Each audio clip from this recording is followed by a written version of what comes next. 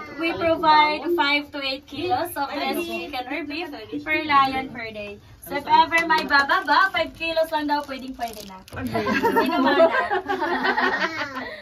And you might be wondering why they are called white lions when they are not entirely white. That's because they are not albinos, they are leucistic.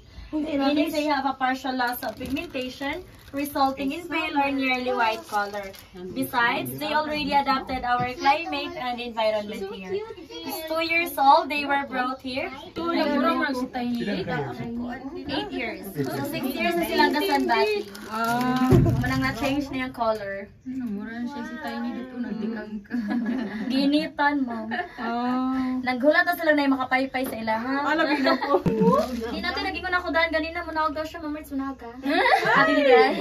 Giti ka na good pala. Manggitik, taglayo na. Nagdikang kang Naghulat ka na siya na yung makagitik sa iya or makapaypay. Init pang gudaw. Bitaw, pag init ang panahon is more on tulog yun na sila. Kaya pag tingulan-ulan po, di man sila katulog. Kaya dili sila nga matulog nga basa ang grass. And don't forget for the bird show at 1:45 p.m. More on Brahminic kites and eagles. 2:30 white tiger feeding, 3 o'clock giraffe. So third are bike feeding, that is third and fourth. Third they are fox, truck, and bugoy. Okay, ang nasa left side, pwede na tang manahog, ma'am, sir.